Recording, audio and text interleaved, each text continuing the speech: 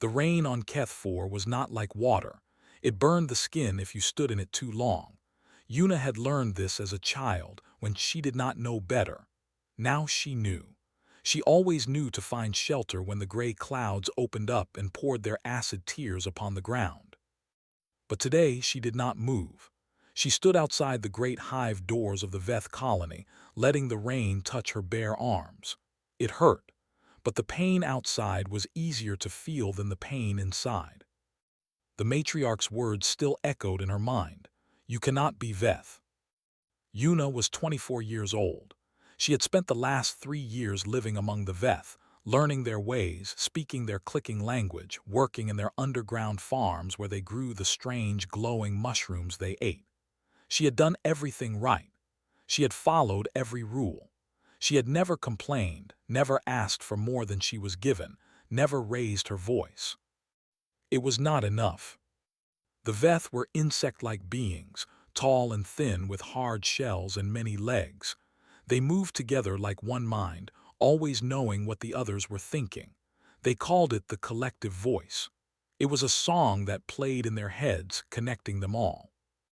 Yuna could not hear it. She had tried. She had meditated for hours, sat in their singing circles, pressed her forehead to the sacred stones. Nothing. There was only silence where their song should be. The matriarch had been kind about it, kinder than the others before her. You work hard, small creature, the matriarch had said, her antennae twitching with something that might have been pity. You have learned our ways better than any outsider, but you do not hear the collective voice. You are silent where we sing. A Veth who cannot hear is not Veth at all. I am sorry. Yuna had not argued. What was there to say? The matriarch was right. She could not be what she was not.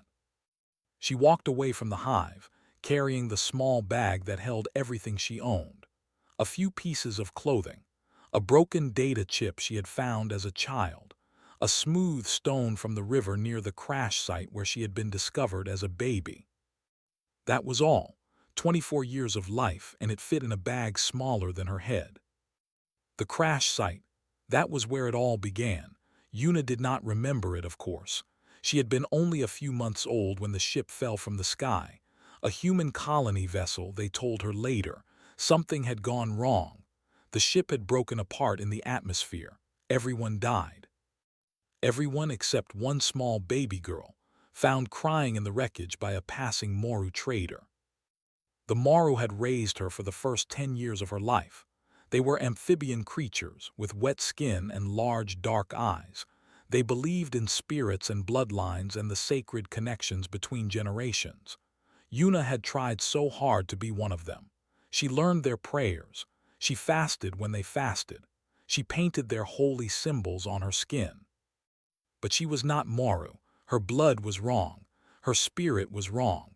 When she turned 10, the elders gathered and told her she could not stay. Your blood is unclean, they had said. You carry no ancestors we can name. To keep you longer would insult the spirits of our fathers. She had cried then. She was only a child. But the Moru did not comfort crying children who were not their own. They gave her to a passing ship and wished her well. The next years were a blur of trying and failing.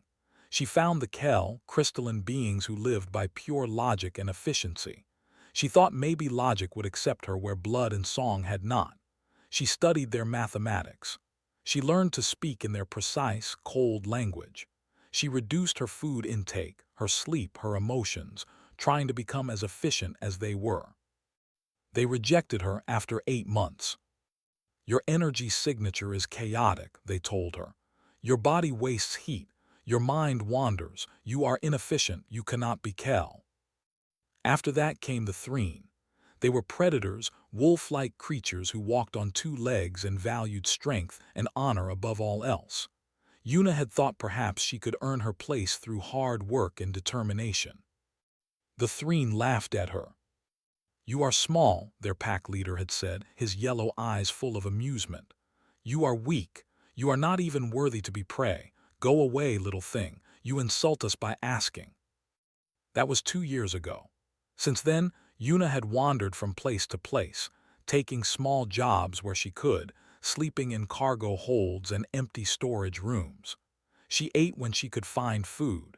She kept moving because stopping meant thinking, and thinking meant remembering all the times she had been told she was not enough. And now the Veth who had seemed so different. They did not care about blood or strength or efficiency. They cared about community, about working together, about belonging to something greater than yourself. Yuna had wanted that so badly, to belong, to be part of something, to have a home. The rain fell harder. Her skin was starting to blister where the drops had hit. She should find shelter. She knew this, but her legs did not want to move. What was the point? She had tried everything. She had changed herself again and again, trying to fit into boxes that were never made for her shape. She had given up pieces of herself to every clan that would let her try, and every time she had been found lacking. Maybe the problem was not the clans. Maybe the problem was her. Yuna sat down on the wet ground, not caring any more about the acid rain. Her bag sat in her lap. She thought about the data chip inside, the one she had carried since childhood. It was broken, unreadable, but she had kept it anyway because it was from the ship. Her ship. The only connection she had to wherever she came from. Humans, that was what she was. A human. The aliens spoke of them sometimes, usually with disinterest or mild disdain. Humans were a scattered species, they said. Unimportant. They had no great empire, no collective mind, no ancient bloodlines. They lived on the edges of the galaxy, on worlds no one else wanted. Yuna had never met another human. She did not know if she ever would. The galaxy was vast, and humans were few, and she was just one small girl with no ship and no credits and no place to go. She wondered if humans would reject her too. She was not really one of them, was she? She did not know their language, their customs, their ways. She had been raised by aliens, shaped by alien hands, taught to think in alien patterns. Maybe she belonged nowhere. Maybe she was simply a mistake, a broken thing that should have died in that crash 24 years ago. The rain began to slow. Yuna's arms were red and raw. She should find medicine, find shelter, find food. She should keep surviving the way she always had. But for a long moment she just sat there in the mud, watching the gray sky, wondering if there was anyone in the entire universe who would ever look at her and say, "Yes, you are enough." She did not believe there was. But somewhere far away, on a battered salvage ship flying through the dark between stars, a man named Tiho was setting a course for a fuel depot called Marker 7. He did not know it yet, but he was about to find something more valuable than any salvage. He was about to find her. The cargo ship was called the Iron Fang, and its crew was made up of Threen. Yuna had been surprised when they let her on board. The Threen had rejected her once before, but the captain of this ship was different. He did not care about honor or strength. He only cared about cheap labor. "You scrub the floors," he had told her, his fangs showing in what might have been a smile. "You clean the waste systems. You stay out of sight. If you do this, you eat. If you complain, you walk the void. Understand?" Yuna understood.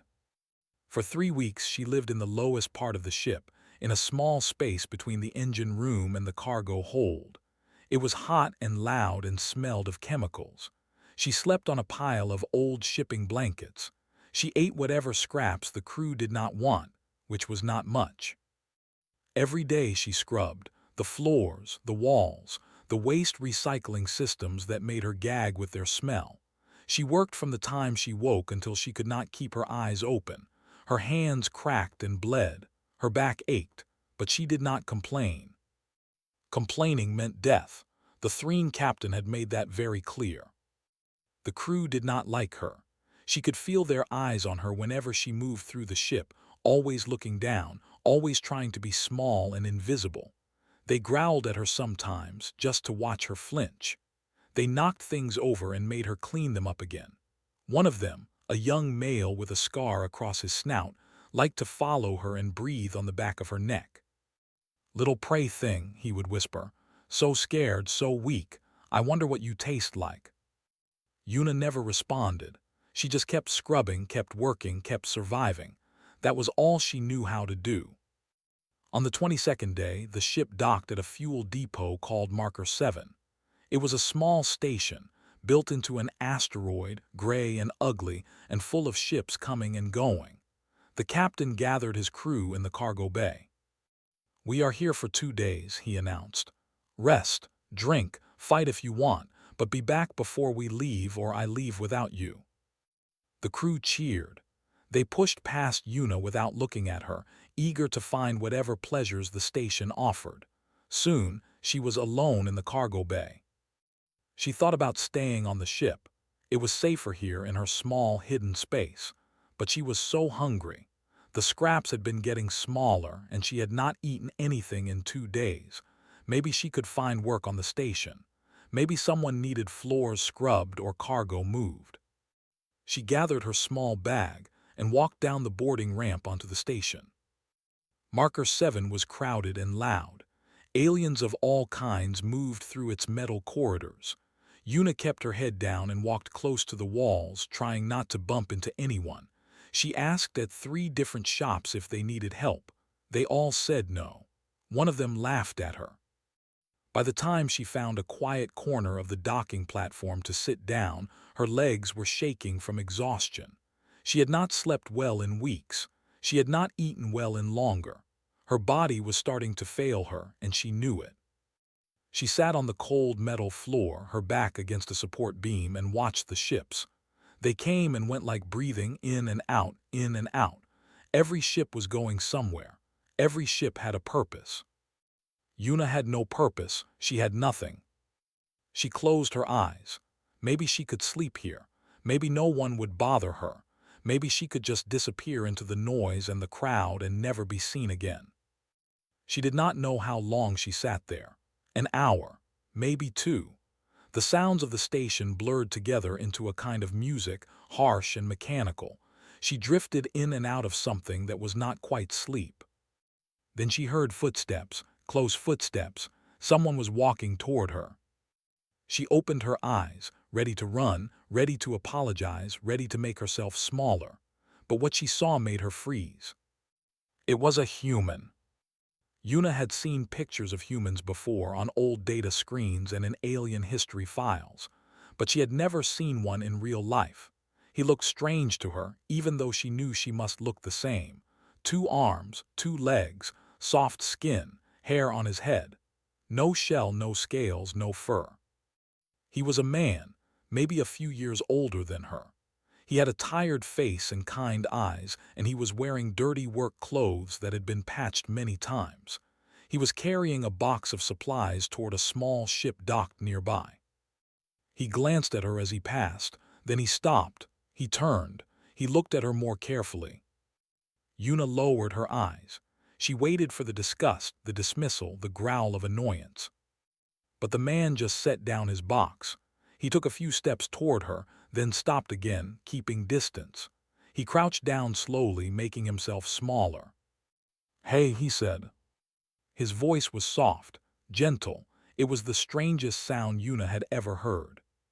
She did not know what to say. She waited. "You look like you could use a meal," the man said. Yuna blinked. She looked up at him, trying to understand. Was this a trick? A trap? The aliens sometimes played games like this. They offered help, then demanded payment she could not give. "I do not have credits," she said. Her voice was rough from not speaking. The man tilted his head. "I didn't ask for any." Yuna stared at him. She did not understand. Everyone wanted something. That was how the universe worked. You gave, you took, you traded. Nothing was free. "I have nothing to trade," she said.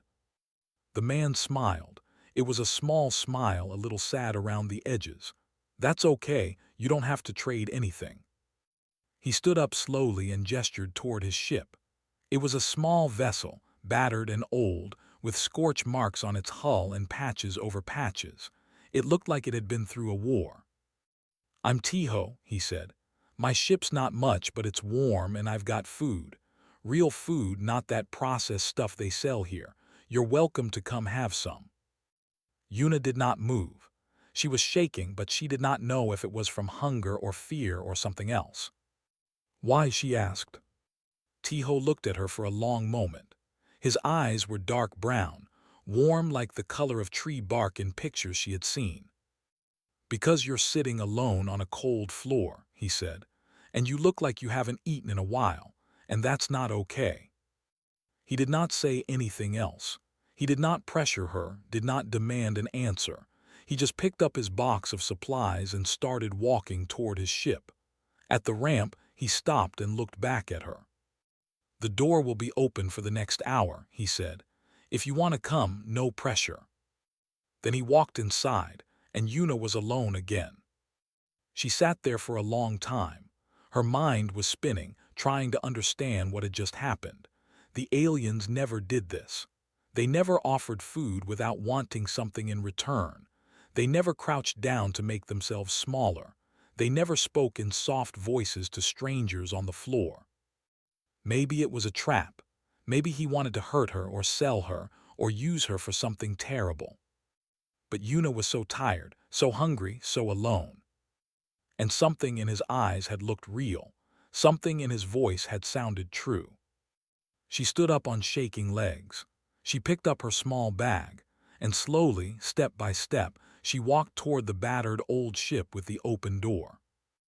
Inside, she found Tiho sitting at a small table in a cramped kitchen area. He was heating something on a tiny stove. When he saw her in the doorway, he smiled again, that same small, sad smile. "Sit anywhere you like," he said. "Rice will be ready in a few minutes." Yuna sat down on the edge of a worn cushion. She did not know what rice was. She did not know why this stranger was being kind to her. She did not know what would happen next. But for the first time in a very long time, she felt something other than fear. She felt something like hope. The rice was white and soft and warm. Yuna had never tasted anything like it. She held the metal bowl in both hands, feeling the heat seep into her cold fingers.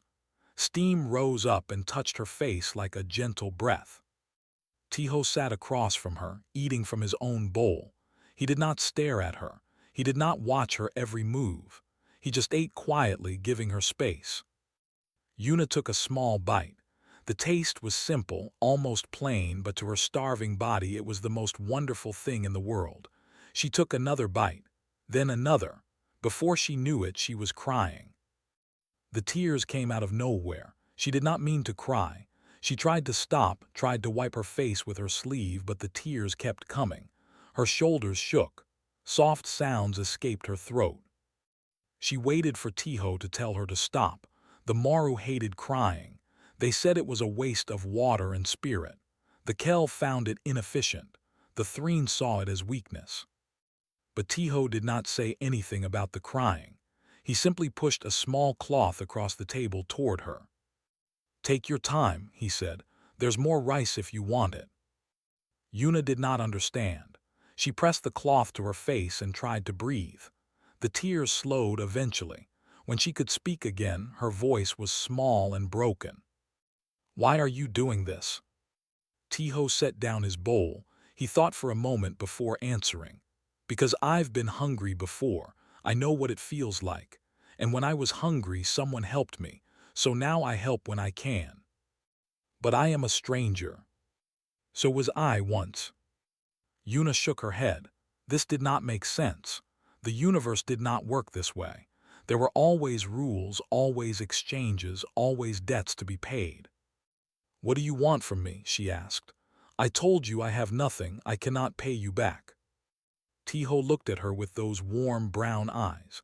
There was something in his expression she could not name. It was soft and sad and patient all at once. "Yuna," he said, "that's your name, right? You said it earlier." She nodded. "Yuna," he said again, like he was testing how it sounded. "I don't want anything from you. You don't owe me for rice. You don't owe me for a warm place to sit. That's not how this works." "Then how does it work?" He leaned back in his chair. "You're a person, you were hungry, I had food, so I gave you food, that's it, that's the whole thing." Yuna stared at him. She waited for the catch, the trick, the hidden demand. But Tiho just sat there, calm and open, waiting for her to understand. She did not understand, but she was too tired to argue. The first night she slept in the small passenger cabin of Tiho's ship. It was barely bigger than a closet, with a thin mattress on a fold-out bed. But it was warm and dry and safe, and Yuna slept deeper than she had in years. When she woke up, she found breakfast waiting for her. More rice, this time with some kind of dried fish and vegetables. Tiho was already awake, working on repairs to his ship's engine. "Morning," he said when she appeared. "Sleep okay?" Yuna nodded. She sat down and ate. The fish was salty and good. Days passed. Tiho did not ask her to leave. He did not ask her to work. He just went about his business, fixing his ship, checking his salvage inventory, planning his next route. And somehow, without it ever being discussed, Yuna stayed. She started helping because she did not know how to do nothing. She cleaned. She organized his supplies. She learned how to sort salvage materials by type and value. Tiho showed her things, patiently explaining what each tool did and how each system worked. When she did well, he did something strange. He reached over and patted her shoulder. Yuna froze the first time it happened. Touch in her experience meant pain or control. The Threen grabbed when they were angry. The Maru touched only family. The Kel did not touch at all. But Tiho's touch was different. It was light and quick and warm. It said, without words, "Good job, and I see you and you matter." She did not know how to respond. So she just stood there blinking until Tiho smiled and went back to work. It happened again and again. A pat on the shoulder, a light touch on the arm. Once, when she made a joke that was not very funny, he reached over and ruffled her hair. No one had ever ruffled her hair before. She learned other things too. Tiho talked, a lot, not because he needed to, but because he wanted to. He told her stories about places he had been and things he had seen. He asked her questions about herself, real questions, not the cold assessments of the alien clans. "What's your favorite color?" he asked one day. Yuna did not know how to answer. No one had ever asked her that. Did she have a favorite color? She thought about it. "Blue," she said finally, "like the deep water in Maru temples." Tiho nodded. "Good choice. Mine's orange, like sunsets." She had never seen a sunset, but she liked the way he said the word, warm and fond, like he was remembering something beautiful. He hummed while he worked, old songs from a place called Earth, a planet neither of them had ever visited. The songs had no words, just melodies, but they filled the silence of the ship and made it feel less empty. 2 weeks after she came aboard, Yuna finally asked the question that had been burning in her mind. "Why did you help me? Really, not the reason you said before, the real reason." Tiho put down his tools. He wiped his hands on a rag and sat down across from her. For a moment, he was quiet. "Because I saw myself in you," he said, "sitting on that platform, waiting for someone to care. I was like that once a long time ago, alone, hungry, thinking that maybe I didn't matter." "What happened?"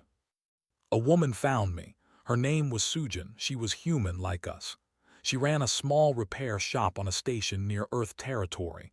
She saw me sitting outside her door and she brought me in, fed me, gave me a place to sleep, taught me everything I know about ships." His eyes went distant, remembering. "She never asked for anything, never made me feel like a burden. She just treated me like a person, like I mattered." "Where is she now?" Tiho's face changed. The sadness that always lived in the corners of his eyes came forward. "She died 4 years ago, station accident." He paused. "I was off-world when it happened, didn't get to say goodbye." Yuna did not know what to say. She wanted to apologize, but that felt wrong.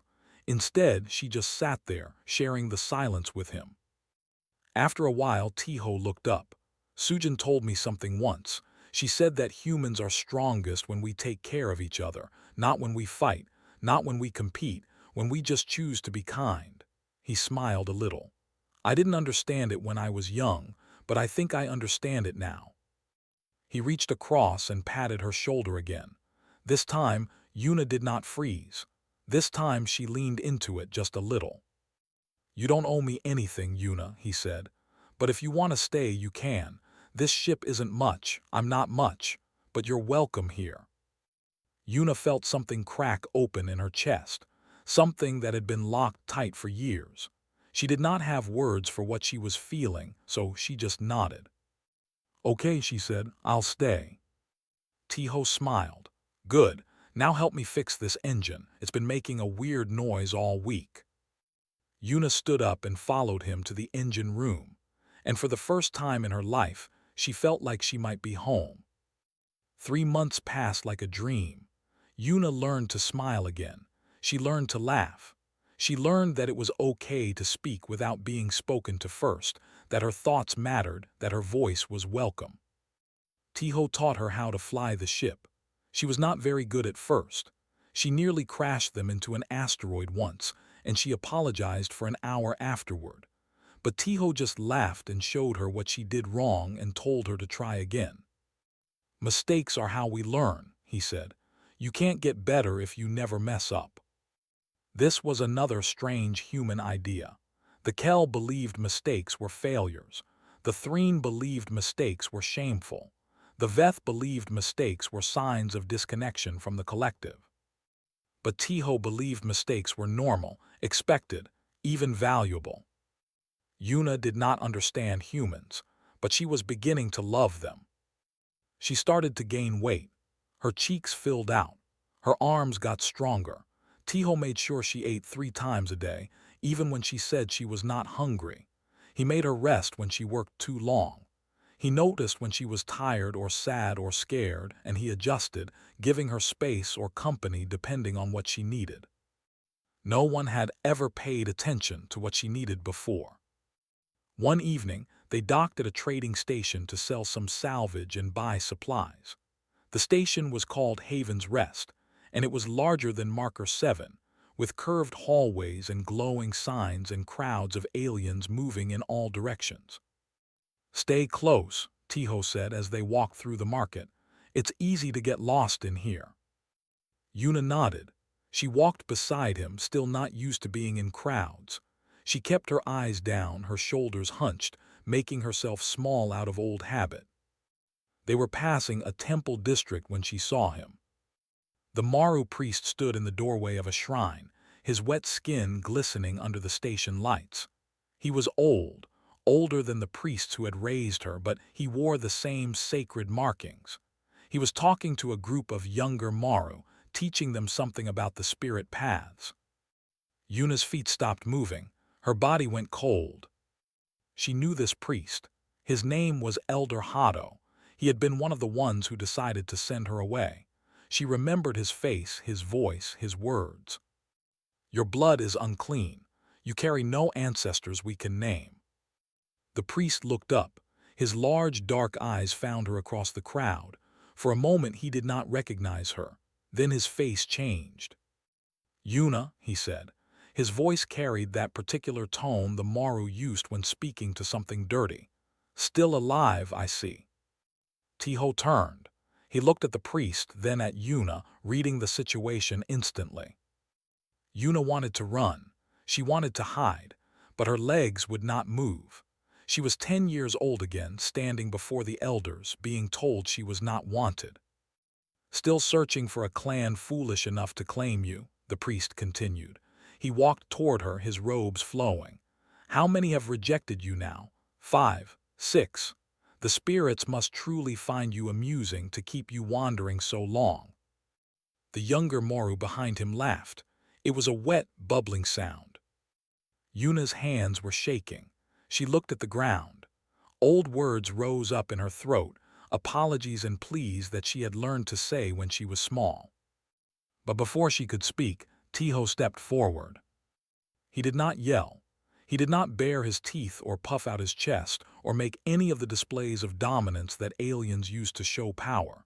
He just stepped forward, calm and steady, and looked the priest in the eyes. "She's already claimed," he said. His voice was quiet but clear. The priest's antennae-like appendages twitched with surprise. Then he laughed. "By you, one human cannot be a clan. You are nothing. You have no sacred bloodlines, no spirit connections, no collective voice. You are just two lost creatures pretending to be something." Tiho shrugged. "Maybe, but humans don't need 1,000 members to call something family. We don't need sacred blood or ancient spirits or voices in our heads." He looked back at Yuna. His eyes were warm and certain. "We just need one person who chooses to stay," he said, "and I'm not going anywhere." The priest stared at him. The younger Moru had stopped laughing. They did not understand. In their world, in every world Yuna had ever known, belonging required proof. It required blood tests and spirit trials and collective acceptance. It required earning your place through pain and sacrifice and transformation. But Tiho was offering something different, something simpler, something that made no sense to anyone except humans. He was offering choice. "That is absurd," the priest finally said. "One person's choice means nothing. It has no weight, no history, no spiritual foundation. It is empty." Tiho smiled. "Maybe to you, but to us it means everything." He turned his back on the priest. He turned his back on all of them, all the aliens who were watching now, all the eyes and antennae and sensors focused on this strange human who dared to speak like his words had power. He held out his hand to Yuna. "Come on," he said, "let's go home." Yuna looked at his hand. It was rough and scarred from years of work. It was open and waiting, and it asked nothing except that she take it. She had never taken anyone's hand before. Touch was always something done to her, not something offered. But she reached out. She took his hand, and she felt something click into place inside her, like a key turning in a lock that had been shut for her entire life. The priest said something else behind them, something about spiritual emptiness and ancestral shame. Yuna did not hear it. She was walking beside Tiho, their hands still connected, and the priest's words could not reach her anymore. They walked back to the ship in silence. When the door closed behind them, Tiho let go of her hand gently. "You okay?" he asked. Yuna thought about it. Her heart was still beating fast. Her hands were still a little shaky. But underneath all of that there was something else, something warm and steady and strong. "Yes," she said, "I think I am." Tiho smiled. "Good, because I meant what I said. You're stuck with me now." "Is that supposed to be a warning?" "More like a promise." Yuna laughed. It came out strange and broken, halfway between a laugh and a sob, but it was real. It was her. "Tiho," she said, "I don't know how to be human. I don't know anything about Earth or human customs or human ways. I was raised by aliens. I think like them. I speak like them. What if I'm not really one of you?" Tiho sat down on the worn cushion and looked up at her. "Yuna," he said, "being human isn't about knowing the right customs or speaking the right language. It's not about where you were born or how you were raised." "Then what is it about?" He thought for a moment. "It's about choosing to care, about someone, something, anything, even when it's hard, even when it doesn't make sense, even when the whole universe tells you it's inefficient or weak or pointless." He smiled at her, that same warm, sad smile she was beginning to know so well. "You've been choosing to care your whole life, Yuna. You tried so hard with every clan that would let you in. You gave them everything, even when they gave you nothing back. That's the most human thing I've ever seen." Yuna sat down across from him. She did not know what to say. So she just sat there in the quiet of the ship with the hum of the engines around them and the stars outside the windows. For the first time in her life, she did not feel like she was lacking something. For the first time, she felt enough. 10 years passed. Yuna stood on the bridge of her ship, looking out at the stars. The ship was called the Open Hand, and it was bigger than Tiho's old salvage vessel. It had a crew of 12, proper quarters, a medical bay, and a cargo hold large enough to carry supplies to 3 colonies. She was 34 years old now. Her hair was longer, tied back with a simple band. Her face had filled out, softened, grown into something she barely recognized from the starving girl on marker 7. There were smile lines around her eyes, laugh lines around her mouth. She still could not believe she had either. Behind her, the door to the bridge slid open. Tiho walked in, 2 cups of tea in his hands. He was older now too, gray at his temples, a few more scars on his weathered face. But his eyes were the same, warm and patient and kind. "Thought you might want this," he said, handing her a cup. Yuna took it. The tea was hot and smelled like flowers. "Thank you." Tiho stood beside her, looking out at the same stars. They did this sometimes, just stood together in comfortable silence, watching the universe spin past. "Big day tomorrow," he said eventually. Yuna nodded. They were heading to a border station called Last Light, where a group of refugees was waiting for transport. The refugees were a mix of species, some Moru outcasts, some Veth who had lost their hive connection, a few others who had been cast out by their people for various reasons. The galaxy was full of the unwanted. Yuna knew this better than anyone. 53 people, she said. "It's our biggest rescue yet." "We have room." "Barely." Tiho smiled. "We'll make it work, we always do." That was true. Over the years, the Open Hand had become something of a legend in the outer reaches. Not a warship or a trading vessel, but something stranger, something the galaxy had never seen before. A ship that took in the lost. It started small. A young Kel who had been deemed too emotional for their crystalline society. A Threen child born with a weak leg, abandoned by her pack as worthless. One by one, they found their way to Yuna's ship, drawn by rumors that spread through cargo holds and refugee camps and the dark corners of stations. "Find the humans," the rumor said. "They will not reject you." Yuna's crew was proof of that promise. Mina, her first officer, was a Moru woman whose bloodline had been declared corrupt after she questioned the elders. Junho, her engineer, was a Veth who had lost his connection to the collective voice after a childhood illness. There were humans too, scattered ones like Yuna who had grown up far from Earth, who had never fit in anywhere until they found each other. They were a family, a strange, mismatched, impossible family. The door opened again and Mina walked in. Her skin was the pale blue of shallow water, and her large eyes reflected the starlight. "Captain," she said. Yuna still was not used to being called that. "We've received another message from the refugee coordinators. They're asking if we can take additional passengers. A group of 20 more showed up overnight." Yuna looked at Tiho. He shrugged. "We can make room." 73 people, Mina said. "That's a lot of mouths to feed." "Then we'll stretch our supplies," Yuna said. "No one gets left behind." Mina nodded. She had heard Yuna say this many times before. It was the closest thing the Open Hand had to a rule. No one gets left behind. The next day they arrived at Last Light. The station was old and failing, its lights flickering, its corridors cold.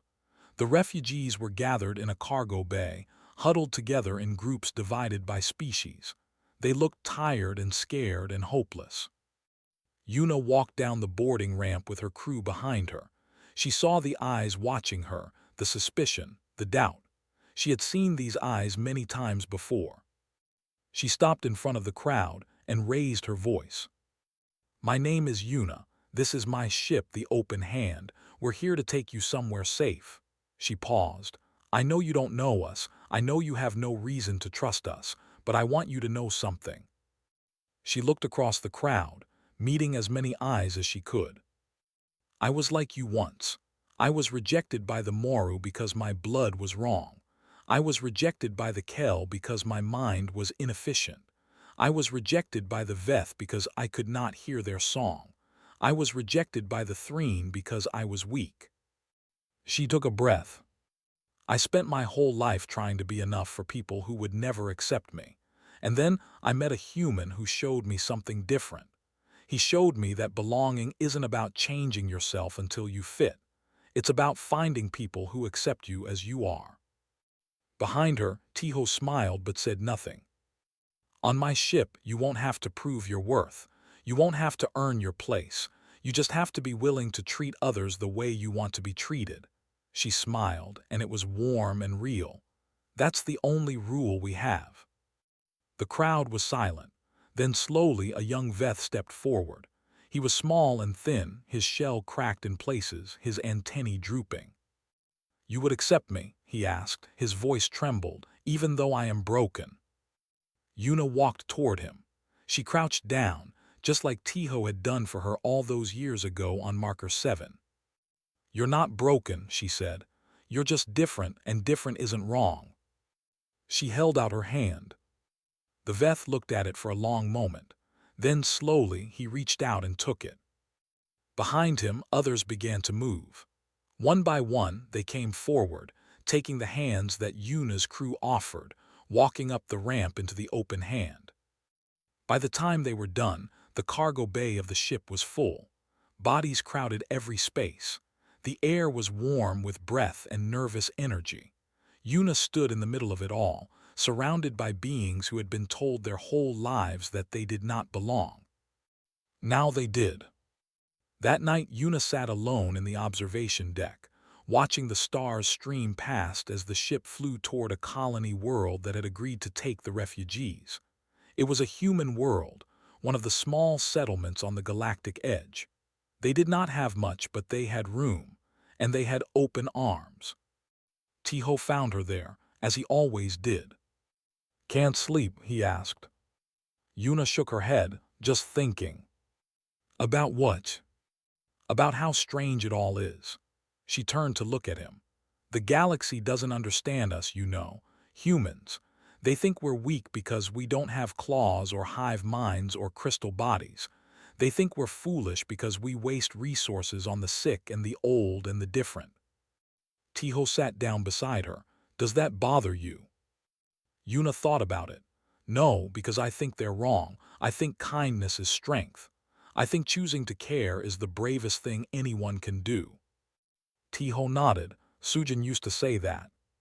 "She was a wise woman." "She was." He was quiet for a moment. "She would have liked you." Yuna felt warmth spread through her chest. "I wish I could have met her." "Me too." They sat together in the starlight, old friends who had become family, watching the universe spin past. "Tiho," Yuna said after a while. Thank you for everything, for the rice, for the ship, for staying." Tiho smiled his familiar smile. "You don't have to thank me. You never have to thank me." "I know, but I want to." He reached over and patted her shoulder, the same way he had done 1,000 times before. "You've done more than I ever did," he said. "You took what one person gave you and turned it into something that helps hundreds. That's not me, that's you." Yuna shook her head. "It's both of us, it's all of us, that's the point." She looked back at the stars. "That's what humans do," she said. "We find each other in the dark, we hold on, and we don't let go." Somewhere behind them, in the packed cargo hold, a young refugee was eating her first warm meal in months. A child was sleeping peacefully for the first time in years. A broken Veth was learning that his cracks did not make him worthless. And throughout the galaxy, in the hidden places where the lost and the rejected gathered, a whisper continued to spread. "Find the humans, they will take you in. They will not ask for your blood or your efficiency or your strength. They will just offer you a meal, a hand, a home. They will just offer you kindness." And for those who had been told their whole lives that they were not enough, that simple kindness was everything. It was the whisper that changed everything.